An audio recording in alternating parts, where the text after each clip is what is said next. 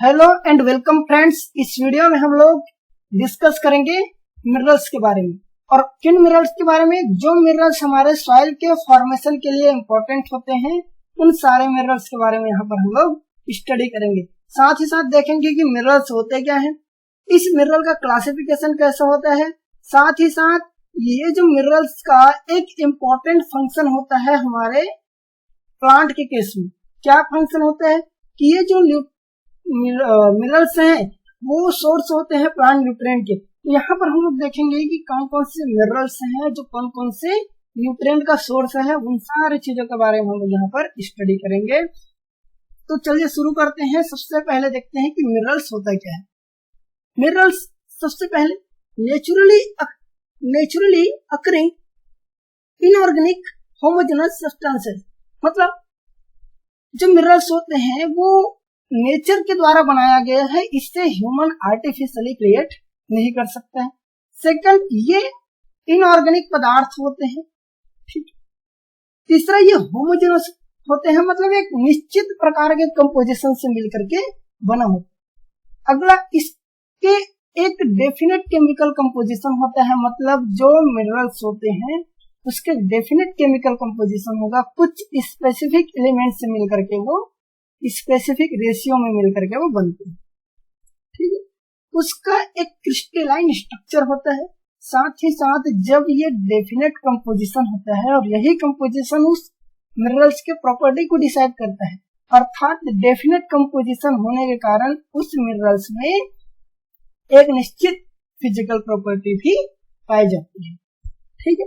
तो मिनरल्स क्या होते हैं? प्रकृति में पाया जाने वाला वह इनऑर्गेनिक पदार्थ जिसका एक डेफिनेट केमिकल कंपोजिशन हो, क्रिस्टलाइन स्ट्रक्चर हो और उसका एक निश्चित फिजिकल प्रॉपर्टी हो, तो हम उसे क्या कहते हैं? उसे मिनरल्स कहते हैं।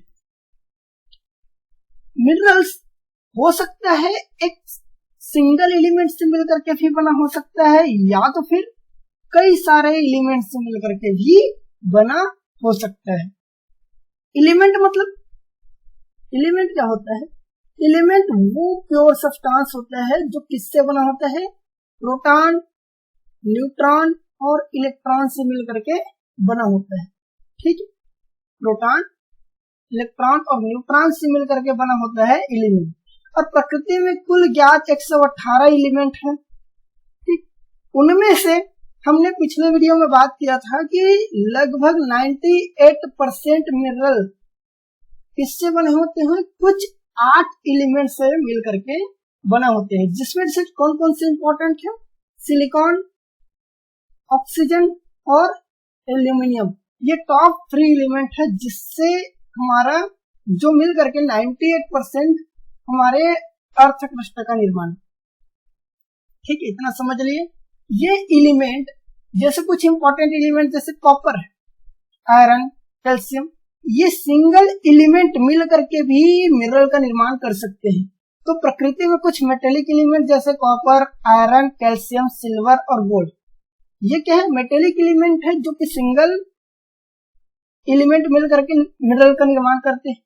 और ये कुछ नॉन मेटल है। नॉन मेटल मतलब ऐसे पदार्थ जो कि मेटेलिक प्रॉपर्टी नहीं रखते हैं, वो कार्बन, सल्फर और सिलिकॉन, ये जो है वो भी सिंगल एलिमेंट मिल करके क्या बना सकते हैं? मिनरल का निर्माण कर सकते हैं।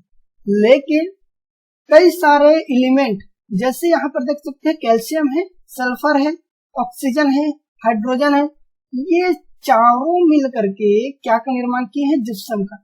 तो 2 या 2 से अधिक एलिमेंट मिल करके भी क्या का निर्माण कर सकते हैं? मिनरल का निर्माण कर सकते हैं। इसी तरह से ऑलिवन किससे मिलकर के बना हुआ है? मैग्नीशियम, आयरन, सिलिकॉन और ऑक्सीजन। हेल्सफर किससे मिलकर के बना हुआ है? पोटेशियम, एल्यूमिनियम, सिलिकॉन और ऑक्सीजन से मिलकर के बना हुआ है। ठीक है। अब देखो, ये जो एलिमेंट है वो आगे चल के क्या का निर्माण किए? ये निर्माण किए मिनरल का। ये जो मिनरल है आगे चल के जब एक साथ जुड़ेंगे फिर क्या का निर्माण करते हैं? रॉक का जब विदरिंग होता है, क्या होगा? विदरिंग होगा। और विदरिंग होने के फलस्वरूप ये रॉक से विदरिंग के फलस्वरूप क्या बनता है? रिगोलिथ। और रिगोलिथ में आगे चल के सॉइल फार्मिंग प्रोसेस होता है या पेडोजेनिक प्रोसेस होता है। ओके, क्या होता है? पेडोजेनिक प्रोसेस, और आगे चल के सॉइल का निर्माण करते हैं। अर्थात हम ये बोल सकते हैं कि किसी रॉक के द्वारा सॉइल का निर्माण हुआ है, तो उस सॉइल का प्रॉपर्टी एक तरह से किसके ऊपर डिपेंड करता है? इस मिनरल के ऊपर भी डिपेंड करता है। इसीलिए हमें मिनरल को समझना आवश्यक है। ठीक है, तो आगे देखते हैं मिनरल्स के प्रकार बेस्ड ऑन स्पेसिफिक ग्रेविटी। यहाँ पर हम लोग एक थ्रेशोल्ड लिमिट लेते हैं, जैसे 2.85, ये क्या है? Specific gravity.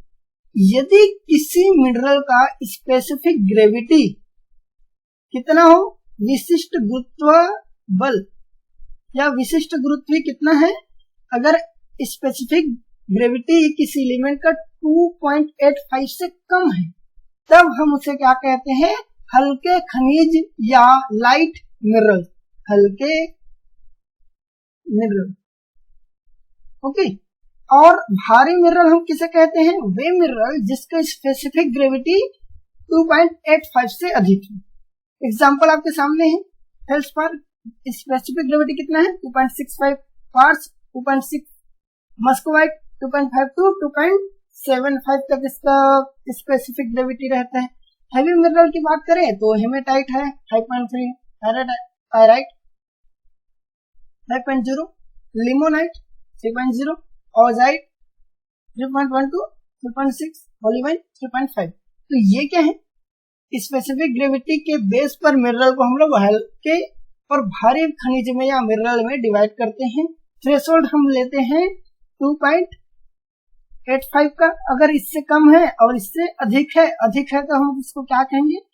हैवी कहेंगे, और लाइट है तो कम है तो उसको लाइट मिनरल। ठीक, आगे देखो, मिनरल के फॉर्मेशन के आधार पर या उस मिनरल की उत्पत्ति कैसे हुई है, उस आधार पर हम लोग मिनरल को प्राइमरी मिनरल और सेकेंडरी मिनरल में डिवाइड कर सकते हैं। हमने देखा कि एलिमेंट मिल करके मिनरल का निर्माण करते हैं, और ये मिनरल आगे चल के किसको बनाते हैं? रॉक। रॉक का विदरिंग होगा, विदरिंग होने के बाद रॉक में क्या बनेगा? विदरिंग दो प्रकार का होता है, आप लोगों ने पढ़ा होगा। तो एक विदरिंग होता है फिजिकल विदरिंग और एक होता है केमिकल विदरिंग। तो जब रॉक में पहले फिजिकल विदरिंग होगा तो ये रॉक छोटे छोटे फ्रेगमेंट में टूटेंगे, और उस तरह से जो रॉक उत्पन्न होगा, अर्थात ओरिजिनल रॉक में क्या होगा? विदरिंग होगा, और जो मिनरल बनेंगे उसे हम क्या कहते हैं? उसे हम कहते हैं प्राइमरी मिनरल।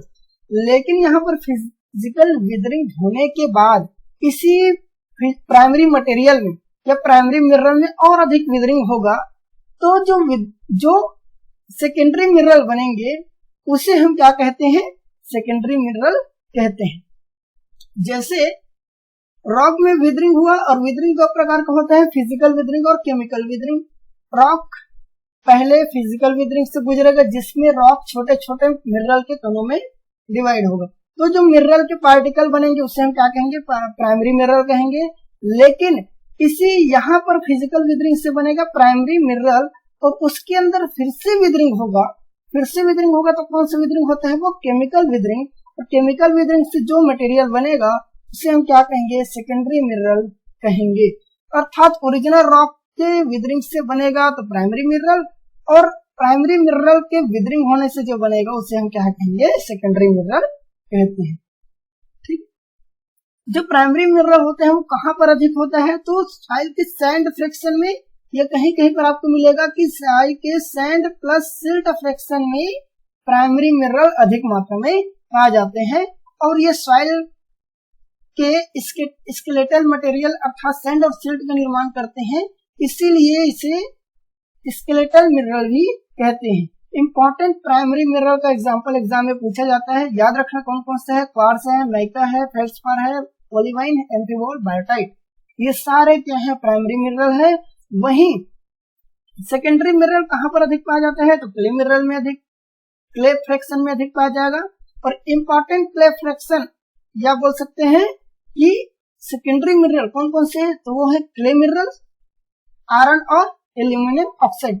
अब यहाँ याद रखना क्ले मिनरल जिसके बारे में हम लोग आगे डिस्कस करेंगे कि हम लोग ये आप लोग पढ़े होंगे कि मॉन्ट मेरिलोनाइट, इलाइट, कैलोनाइट, क्लोराइट, तो ये सारे क्या हैं, ये सारे सेकेंडरी मिनरल हैं जो कि इन प्राइमरी मिनरल्स के विदरिंग से बनते हैं। ठीक, इन आयरन और एल्यूमिनियम ऑक्साइड इसे हम क्या कहते हैं, सेस्की ऑक्साइड भी कहते हैं। ठीक है, सेस्की ऑक्साइड आप लोगों ने ये नाम सुना होगा। ठीक है, तो क्ले मिनरल और ये जो सेस्की ऑक्साइड या आयरन और एल्यूमिनियम ऑक्साइड होते हैं वो क्या है, सेकेंडरी मिनरल है। एग्जाम्पल याद रखना, काफी एग्जाम में पूछा जाता है। आगे हम देखते हैं कि मिनरल का टाइप किसके आधार पर सॉइल में वो कितनी मात्रा में उपस्थित है। वे मिनरल जो कि सॉइल में बहुत अधिक मात्रा में पाए जाते हैं, लगभग 95% से अधिक मात्रा में पाया जाता है, उनको हम क्या कहते हैं, एसेंशियल मिनरल कहते हैं। और ये सॉइल के मुख्य कैरेक्टर को डिफाइन करते हैं। ठीक है, मतलब सॉइल के अंदर जो मेजर कैरेक्टर पाए जाएंगे वो इस मिनरल के द्वारा डोमिनेट किए जाते हैं, इसीलिए इसे हम क्या कहते हैं, एसेंशियल मिनरल कहते हैं। अर्थात वे मिनरल जो कि सॉइल का चीफ कॉन्स्टिट्यूएंट हो या रॉक का चीफ कॉन्स्टिट्यूएंट या मुख्य कंपोजिशन हो, इसे हम क्या कहते हैं, एसेंशियल मिनरल। और वे मिनरल जो कि रॉक में पाए जाते हैं वेरी स्मॉल क्वांटिटी, मतलब बहुत कम मात्रा में पाए जाते हैं, उन मिनरल को हम क्या कहते हैं, एसेसरी मिनरल या सहायक खनिज कहते हैं। और इसे हम क्या कहते हैं, आवश्यक खनिज कहते हैं। तो एग्जाम्पल याद रखना, एसेंशियल मिनरल का एग्जाम्पल क्या क्या है, फेल्सपार, क्वार्ट्ज, माइका। और एसेसरी मिनरल का एग्जाम्पल क्या है, टूरमालिन, एपेटाइट, पैराइट, जिरकॉन और मैग्नेटाइट। ये क्या है, हमारे सेकेंडरी मिनरल। एक चीज याद रखना, ये जो टूरमालिन है वो क्या है, एक एसेसरी मिनरल है, लेकिन ये हमारे सॉइल के अंदर एक इम्पोर्टेंट मिनरल पाए जाते हैं, प्लांट न्यूट्रिएंट पाया जाता है, बोरॉन। क्या का, बोरॉन का एक स्रोत है। अर्थात इस टूरमालिन के अंदर आगे विदरिंग होता है और ये बोरान प्रोड्यूस करता है जो कि प्लांट न्यूट्रिएंट का काम करता है। ठीक, अब एक चीज याद रखनी कि अर्थ में सबसे अधिक मात्रा में पाया जाने वाला एलिमेंट कौन सा है, तो वो है oxygen. Second most abundant element कौन सा है, तो वो है सिलिकॉन। कितना मात्रा में पाया जाता है, तो ऑक्सीजन पाया जाता है 46.6% और ऑक्सीजन पाया जाता है 27.72%। साथ ही साथ एल्यूमिनियम पाया जाता है 8%।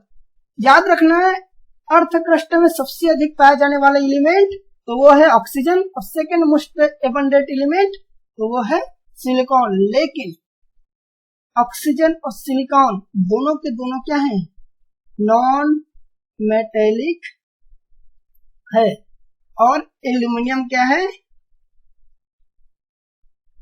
मेटेलिक एलिमेंट है। अर्थात अगर हमें एग्जाम में पूछा गया कि अर्थ पृष्ठ में पाया जाने वाला मोस्ट डोमिनेंट मेटेलिक एलिमेंट, तो आंसर क्या होगा, एल्यूमिनियम होगा। और मोस्ट डोमिनेंट एलिमेंट अगर पूछे तो ऑक्सीजन हमारा आंसर होगा।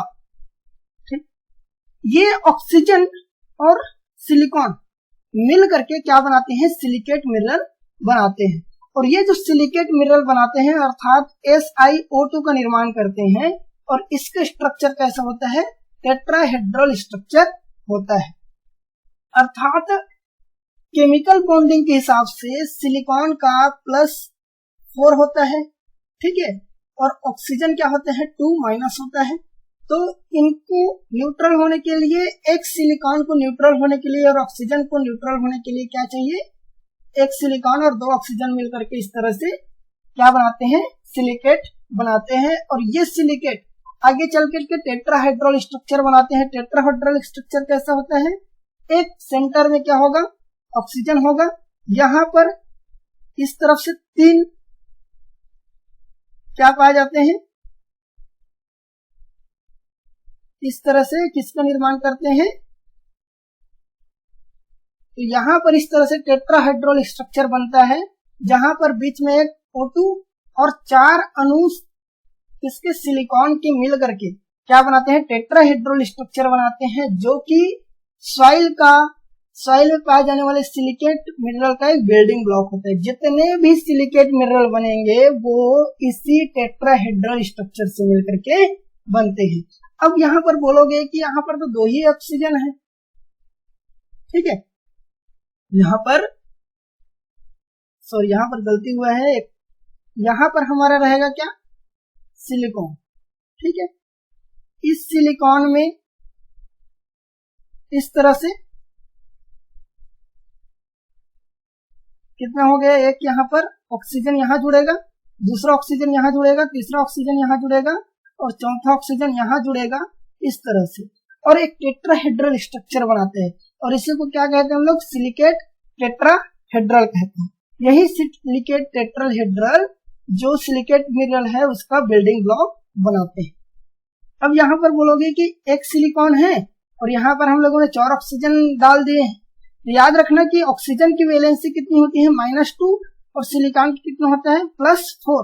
तो ये सिलिकॉन अपना +4 वाला कंपोजिशन क्लियर कर लेता है, लेकिन ये आगे चल के इधर फिर एक टेट्राहेड्रल स्ट्रक्चर जुड़ेगा इस तरह से, तो इस तरह से पूरा एक चैन बनेगा, सिलिकेट चैन या सिलिकेट टेट्राहेड्रल का चैन बनता है। उसी के हिसाब से कई तरह के सिलिकेट मिनरल का निर्माण होता है, तो वो सब चीजें डिटेल से हमें जानने की आवश्यकता नहीं। फिलहाल इतना समझो कि सिलिकेट मिनरल का बिल्डिंग ब्लॉक कौन सा होता है, तो सिलिकेट टेट्राहेड्रल। सिलिकेट टेट्राहेड्रल कैसा बनता है, तो एक सिलिकॉन और 4 अणु ऑक्सीजन के मिलने से यहाँ पर बनता है। इस सिलिकेट मिनरल या सिलिकेट टेट्राहेड्रल के साथ जब एल्यूमिनियम जुड़ जाता है तो क्या का निर्माण करता है, एल्यूमिनो सिलिकेट, जो कि मुख्य सॉइल फॉर्मिंग एलिमेंट है। 2 चीजें हैं याद रखना, building block of silicate mineral किसे कहते हैं, तो वो सिलिकेट टेट्राहेड्रल को। प्रिंसिपल सॉइल फॉर्मिंग मिनरल कौन सा है, तो सिलिकेट एल्यूमिनियम सिलिकेट। अब एल्यूमिनियम सिलिकेट आपको समझ आएगा कि सिलिकॉन प्लस ऑक्सीजन से मिलकर के बना हुआ है, तो यहाँ पर एल्यूमिनियम, तो ये तीनों मोस्ट एबंडेंट एलिमेंट एक साथ मिलकर के एल्यूमिनियम सिलिकेट निर्माण करते हैं, और यही हमारे सॉइल का मुख्य जो सॉइल बनाने वाला मुख्य मिनरल है। तो सिलिकेट मिनरल अर्थात सिलिकेट के प्रेजेंट के आधार पर, अर्थात इस सिलिका के प्रेजेंट के आधार पर जो मिनरल्स होते हैं वो 2 प्रकार के होते हैं। एक ऐसा मिनरल जिनमें सिलिकेट प्रेजेंट होगा उसे हम क्या कहते हैं, सिलिकेट मिनरल कहेंगे, और ऐसे एलिमेंट जिसमें ये जो सिलिकेट है वो नहीं पाया जाएगा, अर्थात SiO2 का टेट्राहेड्रल स्ट्रक्चर नहीं पाया जाएगा, उसे हम क्या कहते हैं, नॉन सिलिकेट मिनरल कहते हैं। सिलिकेट मिनरल 4 प्रकार के होते हैं, आर्थोसिलिकेट जिसे हम नियोसिलिकेट भी कहते हैं, आइनोसिलिकेट, हाइलोसिलिकेट और टेक्टोसिलिकेट। इस आर्थोसिलिकेट का ही एक फॉर्म होता है ओलिवाइन, और ओलिवाइन हमारे सॉइल के एक इंपॉर्टेंट माइक्रोन्यूट्रिएंट मोलिब्डेनम का स्रोत है। इसको याद रखना, मोस्ट इंपॉर्टेंट है। मोलिब्डेनम का स्रोत कौन सा है, तो ओलिवाइन है। आइनोसिलिकेट को हम लोग आगे चल के 2 ग्रुप में डिवाइड करते हैं, पायरोजिन और एम्फीवॉल, और इस पायरोजिन और एम्फीवॉल के अंदर फिर डिफरेंट मिनरल आते हैं। तो ये ब्रॉड क्लासिफिकेशन है, आप यहाँ पर समझ सकते हो कि पृथ्वी में 2000 से अधिक मिनरल पाए जाते हैं, उनको हम लोग सिलिकेट और नॉन सिलिकेट में डिवाइड किए, उसके बाद इन चारों में डिवाइड किए, फिर इन चारों के अंदर और अलग अलग क्लासेस है, वहां पर डिवाइड होता है, ठीक है। तो ये पायरोजिन और एम्फीवॉल एक ग्रुप है। उसी तरह से फाइलोसिलिकेट के अंदर पाया जाने वाला मुख्य एलिमेंट माइका है, और माइका के 2 फॉर्म बायोटाइट और मस्कोवाइट, ठीक है, जिसे हम लोग व्हाइट माइका और ब्लैक माइका कहते हैं। टेक्टोसिलिकेट जिसके अंदर आता है क्वार्ट्ज और फेल्डस्पार, ठीक है। तो ये 4 इंपॉर्टेंट सिलिकेट मिनरल है, अर्थात सॉइल में पाए जाने वाले सिलिकेट मिनरल को हम लोग 4 वर्गों में डिवाइड करते हैं। उनमें से सबसे मोस्ट इंपॉर्टेंट हमारा है तो वो है फाइलोसिलिकेट और टेक्टोसिलिकेट। टेक्टोसिलिकेट इसलिए इंपॉर्टेंट क्योंकि ये सॉइल में पाया जाने वाला सबसे मोस्ट डोमिनेंट मिनरल है। और फाइलोसिलिकेट इसलिए क्योंकि इन्हीं के अंतर्गत जब फ्यूचर में विदरिंग होता है तो इन्हीं की विदरिंग से ही क्या का निर्माण होता है, मोंटमोरेलानाइट, क्ले, क्लोराइट है, कैओलोनाइट है, इन सब का वर्मिकुलाइट है, इन सब का निर्माण इसी फाइलोसिलिकेट ग्रुप से होता है। ठीक है। नॉन सिलिकेट मिनरल में, नॉन सिलिकेट मिनरल का मुख्य एग्जांपल है पहले ऑक्साइड और कार्बोनेट, सल्फेट और फास्फेट। तो नॉन सिलिकेट मिनरल को हम लोग ये चार मुख्य ग्रुप में डिवाइड करते हैं, चार मुख्य ग्रुप में डिवाइड करते हैं, जिनमें फर्स्ट आता है ऑक्साइड। ऑक्साइड में आयरन का ऑक्साइड कौन सा है, तो हेमाटाइट, कैल्शियम का ऑक्साइड है लिमोनाइट, गिब्साइट और जियोथाइट। ठीक है। उसी तरह से कार्बोनेट, कौन सा कार्बोनेट, कैल्शियम कार्बोनेट को कैल्साइट बोलते हैं। कैल्शियम मैग्नीशियम कार्बोनेट तो उसे हम लोग डोलोमाइट कहते हैं, CaMgCO3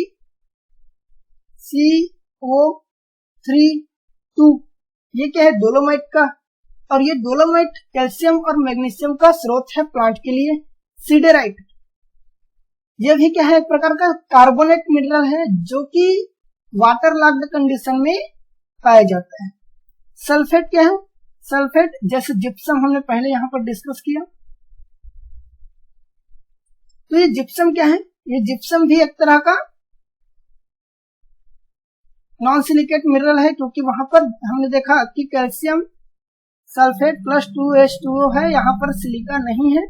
जिप्सम क्या है, एक सल्फेट नॉन सिलिकेट मिनरल है। ये जिप्सम जो होता है सॉइल में सल्फर का एक स्रोत है। फास्फेट, तो फास्फेट सॉइल में एपेटाइट के फॉर्म में पाया जाता है। ठीक है। और एपेटाइट हमारे प्लांट के लिए फास्फोरस के स्रोत का काम करता है। अगला है types of mineral based on presence of iron and magnesium. किसी मिनरल में आयरन है कि नहीं और मैग्नीशियम है कि नहीं, इस आधार पर हम लोग मिनरल को दो भागों में डिवाइड करते हैं। ऐसे मिनरल जिनमें ये आयरन और मैग्नीशियम प्रेजेंट होगा उसे हम क्या कहते हैं, उसे हम कहते हैं फेरो मैग्नीशियम मिनरल। ठीक है। वे मिनरल जिनमें आयरन और मैग्नीशियम प्रेजेंट होता है उसे हम क्या कहते हैं, फेरो मैग्नीशियम मिनरल। वहीं ऐसे मिनरल जिनमें आयरन और मैग्नीशियम एब्सेंट होता है उसे हम क्या कहते हैं, नॉन फेरो मैग्नीशियम मिनरल। तो यहाँ पर हम लोगों ने देखा कि आर्थोसिलिकेट, आयनोसिलिकेट और फाइलोसिलिकेट, इन तीनों को हम लोग किसके अंतर्गत रखते हैं, तीनों को रखते हैं हम लोग फेरो मैग्नीशियम ग्रुप के अंतर्गत रखते हैं। इन सब तीनों को हम किसमें रखते हैं, फेरो मैग्नीशियम ग्रुप में रखते हैं। लेकिन फाइलोसिलिकेट के हम लोग दो भाग पढ़ते हैं, एक बायोटाइट माइका और मस्कोवाइट माइका। इनमें से केवल बायोटाइट जो है वो इस फेरो मैग्नीशियम ग्रुप में आता है। मस्कोवाइट प्लस टेक्टोसिलिकेट, इनमें आयरन और मैग्नीशियम नहीं पाया जाता है। इसी कारण इस मस्कोवाइट प्लस टेक्टोसिलिकेट, इसको हम क्या बोलते हैं, नॉन फेरो मैग्नीशियम मिनरल कहते हैं। तो टेक्टोसिलिकेट के अंतर्गत कौन से आते हैं, क्वार्ट्ज और फेल्डस्पार प्लस मस्कोवाइट। ये तीनों क्या है, नॉन फेरो मैग्नीशियम मिनरल है, अर्थात इनमें आयरन और मैग्नीशियम नहीं पाया जाता है। याद रखना टेक्टोसिलिकेट, ठीक, टेक्टोसिलिकेट में आता है क्वार्ट्ज और फेल्डस्पार प्लस फाइलोसिलिकेट का एक ग्रुप मस्कोवाइट जिसमें आयरन और मैग्नीशियम नहीं पाया जाता है, अर्थात ये क्या है, नॉन फेरो मैग्नीशियम मिनरल है। अब बात करते हैं सॉइल में पाए जाने वाले कुछ इंपॉर्टेंट मिनरल के बारे में। तो हम लोग यहाँ पर केवल 3 इंपॉर्टेंट एलिमेंट के बारे में डिस्कस करेंगे, या 3 इंपॉर्टेंट मिनरल के बारे में डिस्कस करेंगे। पहला है फेल्डस्पार, ठीक है, और दूसरा है क्वार्ट्ज, तीसरा है माइका। सबसे पहले देखो कि फेल्डस्पार क्या है। फेल्डस्पार एक एनहाइड्रस अर्थात जिसमें H2O नहीं है, एनहाइड्रस एल्यूमिनोसिलिकेट है। एल्यूमिनियम सिलिकेट बताया था क्या होता है, एल्यूमिनोसिलिकेट प्रिंसिपल सॉइल फॉर्मिंग मिनरल है, अर्थात ये किससे मिलकर के बना होता है, सिलिका, ऑक्सीजन प्लस एल्यूमिनियम से मिलकर के बना हुआ सिलिकेट मिनरल को हम क्या कहते हैं, एल्यूमिनोसिलिकेट कहते हैं। तो फेल्डस्पार क्या है, एक एनहाइड्रस एल्यूमिनोसिलिकेट है जिसका केमिकल फार्मूला इस तरह से होगा। अब इसमें एक नेगेटिव चार्ज रहता है जिसको बैलेंस करने के लिए इसमें पाया जाता है कैल्शियम पोटेशियम, सोडियम या कैल्शियम। ठीक है, तो anhydrous aluminosilicate of potassium, sodium and calcium को हम क्या कहते हैं? फेल्सपार कहते हैं। ये देखो तीन तरह से स्ट्रक्चर बन सकता है, AlSi3O8 के, ठीक है, NaAlSi3O8 या CaAlSi3O8 इस तरह से ये तीन स्ट्रक्चर बनता है और ये तीनों को ही हम क्या कहते हैं? फेल्सपार कहते हैं। और ये अर्थ क्रस्ट में सबसे मोस्ट एबंडेंट मिनरल है जो कि अर्थ क्रस्ट का 48 to 60% कवर करता है। अर्थात पृथ्वी में जितना मिनरल पाया जाता है उसका मोर देन 50% मिनरल को ये कवर करता है। अर्थात 48 to 61% तक का ये कवर करता है। रीजन टू रीजन इसका कंपोजिशन वेरी करता है, अर्थात कहीं कहीं पर 48 मिलेगा, कहीं पर 68 मिलेगा। ये क्या है? एक तरह का लाइट मिनरल है। लाइट मिनरल क्यों? क्योंकि इसका स्पेसिफिक ग्रेविटी कितना है? 2.65। ठीक है, अर्थात जिस मिनरल का हमने देखा था कि जिस मिनरल का 2.85 से कम होगा क्या स्पेसिफिक ग्रेविटी, तो उसके हम क्या कहते हैं?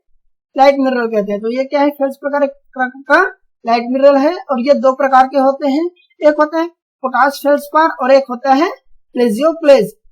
पोटाश फेल्सपार किसे कहते हैं? ये जो दिख रहा है यही क्या है हमारा? Potash feldspar. ठीक है, ये एसिड इग्नियस रॉक का मुख्य स्रोत है और एसिड इग्नियस रॉक में एक मेजर आता है वो है ग्रेनाइट। तो ये क्या है? ये पोटाश फेल्सपार किसे पाया जाता है? ग्रेनाइट जैसे एसिड इग्नियस रॉक में पाया जाता है। दूसरा, इसके अंतर्गत कौन कौन से पार्ट आते हैं या इसके इस ग्रुप के अंतर्गत, अर्थात पोटाश फेल्सपार के अंतर्गत बहुत सारे ग्रुप आते हैं। उनमें मेजर कौन कौन से हैं? तो है आर्थोक्लेज, माइक्रोक्लाइन, एल्दुरिया और सेनिडाइन। ये चार इंपॉर्टेंट है जो कि इस पोटाश फेल्सपार ग्रुप में आते हैं।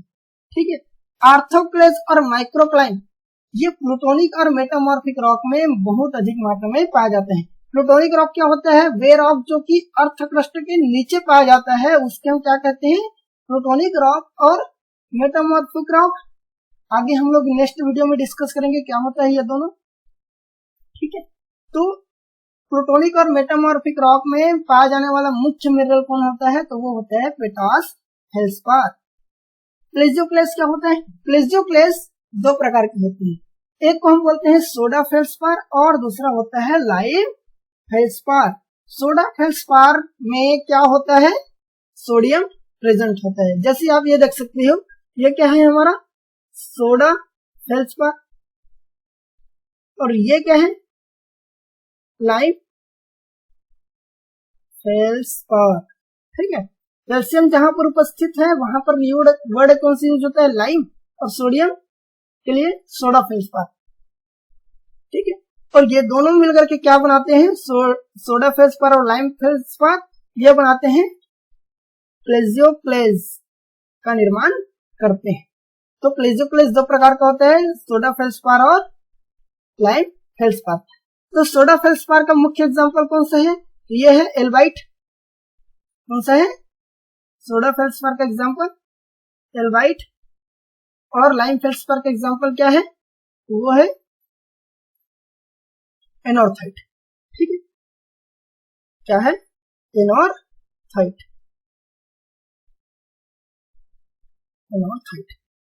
ठीक, अब एक चीज याद रखना, जो लाइम फेल्सपार होता है वो कहां पर पाया जाता है? बेसिक इग्नियस रॉक में, जैसे बेसाल्ट। अब देखो यहां पर हमने डिस्कस किया कि पोटाश फेल्सपार पाया जाता है एसिड इग्नियस रॉक में, अर्थात ग्रेनाइट में। लेकिन ये जो लाइम फेल्सपार या सोडा फेल्सपार है वो कहां पाया जाता है? तो ये पाया जाता है बेसिक इग्नियस रॉक में, अर्थात बसाल्ट में। बसाल्ट में ये पाया जाता है। ठीक, अब बात करते हैं पोटाश फेल्सपार प्लेजियोक्लेज में तो विदरिंग किसका अधिक होता है? तो विदरिंग अधिक होता है इस प्लेजियोक्लेस का, इस प्लेजियोक्लेस का, ठीक है, प्लेजियोक्लेस का विदरिंग सबसे अधिक होता है इन दोनों में, ठीक है। आर्थोक्लेस किसका फॉर्म है? पोटाश फेल्सपार है, अर्थात प्लेजियोक्लेस का विदरिंग आर्थोक्लेस से अधिक होता है या पोटाश फेल्सपार से अधिक होता है। एक चीज याद रखना, हम लोग यहाँ पर दो वर्ड यूज करेंगे, विदरिंग सस्केप्टिबिलिटी, मतलब किसका विदरिंग अधिक होगा, अधिक होगा। अगर हम यहीं पर विदरिंग रेजिस्टेंस की बात करते हैं, विदरिंग रेजिस्टेंस की बात करेंगे तो कम से कम विदरिंग किसमें होता है, सबसे कम विदरिंग कहाँ होगा, ठीक है। अब एक चीज याद रखना, फेल्सपार का जो विदरिंग होगा तो क्या का निर्माण होता है? फेल्सपार के विदरिंग से निर्माण होगा एसिडिक क्ले सॉइल का निर्माण होता है, इसको याद रखें, ठीक है। आगे देखो कि क्वार्ट्ज क्या होता है? क्वार्ट्ज होता है सिलिकेट, ठीक, अर्थात ये एक प्रकार का सिलिकेट मिनरल है और जो कि विदरिंग से सबसे ज्यादा रेजिस्टेंस है, ठीक है, विदरिंग रेजिस्टेंस, अर्थात इसमें बहुत कम मात्रा में विदरिंग होता है। यहाँ पर हम क्या बात किए? सस्केप्टिबिलिटी, मतलब विदरिंग सबसे ज्यादा कहाँ पर होगा, अर्थात कमजोर कौन है इन दोनों में? अगर हमें पूछा कि वीक कौन है, ठीक है, तो वीक कौन है? तो प्लेजियोक्लेस है। लेकिन ये बहुत स्ट्रांग मिनरल होते हैं, इनमें विदरिंग बहुत कम होता है, अर्थात विदरिंग के प्रति बहुत रेजिस्टेंस होते हैं। और फेल्सपार के बाद दूसरा मोस्ट अबंडेंट मिनरल है जो कि अर्थ में पाया जाता है और कुल अर्थ का 36% ये कवर करता है। क्वार्ट्ज के अंदर इसका केमिकल आप देख सकते हो SiO2, ये बहुत ज्यादा रेजिस्टेंस है विदरिंग के कारण, ठीक है, विदरिंग इसमें बहुत कम होगा। जब विदरिंग बहुत कम होगा तो ऑब्वियस सी बात है कि इसके अंदर जो प्लांट न्यूट्रिएंट है वो रिलीज ही नहीं होगा, ठीक है। तो इस कारण हम बोल सकते हैं कि प्योर जो क्वार्ट्ज होते हैं उसमें कोई भी प्लांट न्यूट्रिएंट कंटेंट नहीं होता है। यहाँ पर देख सकते हो सिलिकेट है और ऑक्सीजन है, तो ये दोनों प्लांट न्यूट्रिएंट का, ठीक है, तो प्योर सिलिकेट किसी प्रकार का प्लांट न्यूट्रिएंट पौधे को प्रोवाइड नहीं करते हैं और केमिकली इनएक्टिव होते हैं। क्यों? क्योंकि विदरिंग ही इसमें बहुत रेजिस्टेंस है, ठीक है। Based on presence of free silica दो टाइप का क्वार्ट्ज पाए जाते हैं। ऐसा क्वार्ट्ज जिसमें फ्री सिलिका उपस्थित हो उसे हम क्या बोलते हैं? Acidic quartz. और ऐसा क्वार्ट्ज जिसमें फ्री सिलिका उपस्थित ना हो उसे हम क्या बोलते हैं? Basic quartz. और ये मुख्य रूप से कहां पर पाया जाएगा? एसिडिक रॉक से बनने वाले में, और ये बेसिक रॉक से बनने वाले। अगर क्वार्ट्ज का निर्माण अगर एसिडिक रॉक से होता है तो उसमें फ्री सिलिका पाया जाएगा, और क्वार्ट्ज का निर्माण अगर बेसिक रॉक से होता है तो उसमें फ्री सिलिका नहीं पाया जाएगा। अच्छा, एक चीज याद रखना, फ्री सिलिका अगर फ्री है तो वो सॉइल की एसिडिटी को बढ़ाता है, ठीक है, फ्री सिलिका की उपस्थिति सॉइल की एसिडिटी को बढ़ाता है, ये चीज याद रखना। इसी कारण एसिडिक जो रॉक होगा या एसिडिक मिनरल होगा उसमें फ्री सिलिका उपस्थित होगा, ठीक है। जैसे कि ग्रेनाइट है, ठीक है, ग्रेनाइट क्या है? एक प्रकार का एसिडिक रॉक है, एसिडिक रॉक है जिसमें फ्री सिलिका उपस्थित होता है। बेसाल्ट क्या है? एक बेसिक रॉक है जिसमें फ्री सिलिका उपस्थित नहीं होता है। अगर बहुत ज्यादा हैवी रेनफॉल होता है उस केस में क्या होता है कि ये जो एसिडिक रॉक होगा और ये बेसिक रॉक होता है उनके अंदर विदरिंग होगा बहुत ज्यादा हैवी रेनफॉल के केस में ना, तो बहुत हैवी रेनफॉल के अंदर इसमें विदरिंग होने से एसिडिक रॉक जो होता है वो सैंडी सॉइल में कन्वर्ट हो जाता है और बेसिक रॉक क्ले सॉइल में कन्वर्ट हो जाता है। तो ये एसिडिक रॉक किसमें बनाएगा? सैंडी सॉइल बना देगा, ये बेसिक रॉक क्या बना देगा? क्ले सॉइल का निर्माण करेगा, ठीक है। अगला देखते हैं माइका। तो माइका क्या होता है? ये हमारे अर्थ क्रस्ट का 3.6% भाग को कवर करता है और माइका के अंदर एक क्या पाया जाता है? पोटेशियम पाया जाता है, इसीलिए हम इसको, ये क्या है? सोर्स ऑफ सॉइल पोटेशियम, या प्लांट के लिए जो पोटेशियम चाहिए रहता है उसकी पूर्ति कौन करता है? तो फाइलोसिलिकेट या माइका करते हैं। ये दो प्रकार के होते हैं माइका, एक होता है बायोटाइट माइका और दूसरा होता है मस्कोवाइट माइका। तो इसी मस्कोवाइट माइका में पोटाश पाया जाता है और यही जो मस्कोवाइट होता है वही मुख्य रूप से सॉइल में किसका स्रोत होता है, पोटाश का स्रोत होता है। इस पोटाश माइका का कलर व्हाइट क्रीम कलर का होता है, इसीलिए इसे व्हाइट माइका कहा जाता है। और बायोटाइट को मैग्नीशियम माइका कहा जाता है, क्यों, क्योंकि इसके अंदर मैग्नीशियम पाया जाता है और ये ब्लैक कलर का होता है, इसलिए ब्लैक माइका भी इसको कहते हैं। इन दोनों में विदरिंग किसका अधिक होता है, तो विदरिंग इन दोनों में होता है बायोटाइट का अधिक होता है और मस्कोवाइट का कम। ठीक है, अर्थात विदरिंग अधिक कहां पर होगा, बायोटाइट का, और मस्कोवाइट का कम होता है। और यहीं पर अगर मैं लिख दूं कि विदरिंग रेजिस्टेंस का, तो किसका अधिक रेजिस्टेंस होगा, तो यहां पर हम लोग पहले लिखेंगे मस्कोवाइट, ठीक है, और बायोटाइट। अर्थात इस केस में मस्कोवाइट की रेजिस्टेंस अधिक है और बायोटाइट की कम, लेकिन सब्सक्रिप्टिबिलिटी की केस में बायोटाइट की सब्सक्रिप्टिबिलिटी अधिक है, मतलब बायोटाइट की विदरिंग अधिक होगा। अगला आता है ओलिवाइन। ओलिवाइन क्या है, फेरो मैग्नीशियम मिनरल है, अर्थात इसमें आयरन प्लस एल्यूमिनियम आ जाता है। अच्छा, एक चीज याद रखना, ये क्या है, ये क्या है, नॉन फेरो मैग्नीशियम है, फेल्सपार, ठीक है। क्वार्ट्ज भी क्या है, एक नॉन फेरो मैग्नीशियम मिनरल है। माइका क्या है, फेरो मैग्नीशियम मिनरल है, क्यों, क्योंकि इसके अंदर मैग्नीशियम प्रेजेंट है, ठीक है। लेकिन ओलिवाइन क्या है, ओलिवाइन है एक प्रकार का नॉन फेरो मैग्नीशियम मिनरल। अच्छा, इस माइका में भी जो ये मस्कोवाइट है वो क्या है, वो है नॉन फेरोमैग्नीशियम और ये बायोटाइट फेरोमैग्नीशियम, ठीक है, इसको याद रखेंगे। ओलिवाइन क्या है, ओलिवाइन फेरोमैग्नीशियम मिनरल है, अर्थात इसमें आयरन और मैग्नीशियम प्रेजेंट होता है। इसे आइलैंड सिलिकेट भी कहते हैं और इसका दो हाइड्रेटेड फॉर्म होता है, एक को बोलते हैं टाक और दूसरा क्या कहते हैं, सर्पेंटाइन, ठीक है। ये चार इंपॉर्टेंट मिनरल अर्थात फेल्सपार, क्वार्ट्ज, माइका और ओलिवाइन, ये चार हमारे इंपॉर्टेंट सॉइल मिनरल हो गए। इसके बारे में हम लोगों ने स्टडी कर लिया। अब आगे इस मिनरल का इंपॉर्टेंस अगर हम लोग देखते हैं तो क्या क्या होता है इसका इंपॉर्टेंट, तो ये मिनरल हमारे सॉइल का कंपोजिशन तैयार करते हैं, सॉइल को फॉर्म करते हैं, सॉइल को बनाते हैं।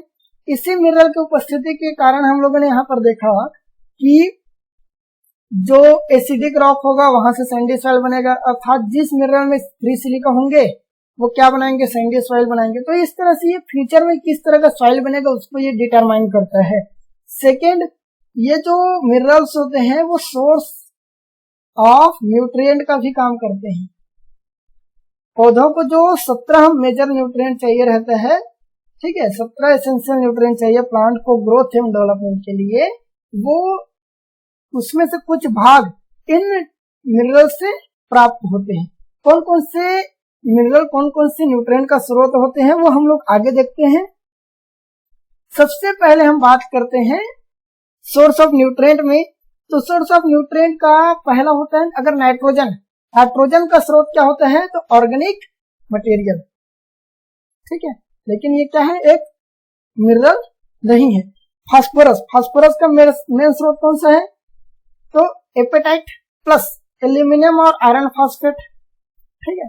पोटास का मुख्य स्रोत तो फेल्सपार, मिका और ऑर्थोक्लेस, और मिका में भी कौन सा माइका, मस्कोवाइट माइका, ये क्या है, यह है पोटास का स्रोत। कैल्शियम का मुख्य स्रोत क्या है, तो कैल्शियम का मुख्य स्रोत है डोलोमाइट और कैल्साइट। ये डोलोमाइट कैल्शियम प्लस मैग्नीशियम दोनों का स्रोत है, इसको याद रखेंगे, ठीक है। प्लस मस्कोवाइट में भी क्या पाया जाता है, मैग्नीशियम पाया जाता है और बायोटाइट में भी मैग्नीशियम प्रेजेंट होता है। सल्फर की बात करें तो जिप्सम है, पायराइट है और ऑर्गेनिक मैटर, इन तीनों से प्लांट को सल्फर प्राप्त होता है। आयरन, आयरन का स्रोत क्या है, तो पायराइट और मैग्नेटाइट से पौधों को आयरन प्राप्त होता है। मोलिब्डेनम ओलिवाइन से आता है। बोरान का स्रोत कौन सा है, टूरमलिन। मैग्नीज का स्रोत है मैग्नेटाइट और पायरोलूसाइट, जिरकॉन का स्रोत जिंक का स्रोत है सल्फरेराइट, कॉपर का स्रोत है चैल्कोपाइराइट और क्लोरीन का स्रोत है एपेटाइट। ठीक, इन सभी मिनरल के अंदर क्या होता है, विदरिंग होगा और इन विदरिंग के फलस्वरूप आगे चल के किसका निर्माण होता है, सेकेंडरी मिनरल का निर्माण होगा और रिलीज होता है न्यूट्रिएंट, जिसको जो पहले कहा जाएगा सॉइल में, और सॉइल के बाद क्या बनाया जाता है, सॉइल शेप बनाएगा, जिस सॉइल शेप से प्लांट इसको क्या करेगा, एब्जॉर्ब करता है। इस तरह से हमने देखा कि मिनरल क्या होते हैं, मिनरल का क्लासिफिकेशन क्या क्या है, मिनरल्स किस तरह से हमारे प्लांट के लिए इंपॉर्टेंट है। ठीक है, तो मिलते हैं नेक्स्ट वीडियो में, जहां पर हम लोग बात करेंगे कि मिनरल आगे चल के क्या क्या बनाते हैं, रॉक का। तो ये रॉक होते क्या है, ठीक है, व्हाट इज रॉक। देन इसका हम लोग बात करेंगे क्लासिफिकेशन के बारे में, अर्थात इस रॉक के क्या क्या क्लासिफिकेशन होता है, किस किस टाइप के रॉक होते हैं। मुख्य रूप से 3 टाइप के रॉक होते हैं, जैसे इग्नियस रॉक है, सेडिमेंट्री रॉक और मेटामॉर्फिक रॉक। उनके एग्जांपल्स हम लोग देखेंगे। उन रॉक के बाद हम लोग स्टडी करेंगे विदरिंग के बारे में, फिर सॉइल फॉर्मेशन के बारे में, और इस तरह से हम आगे का लेक्चर प्रोसीड करेंगे। तो मिलते हैं नेक्स्ट वीडियो में। वीडियो अच्छा लगा तो चैनल को सब्सक्राइब करें और वीडियो को लाइक करें, साथ ही साथ अपने फ्रेंड सर्कल में इसको शेयर करें। चलिए, बाय बाय।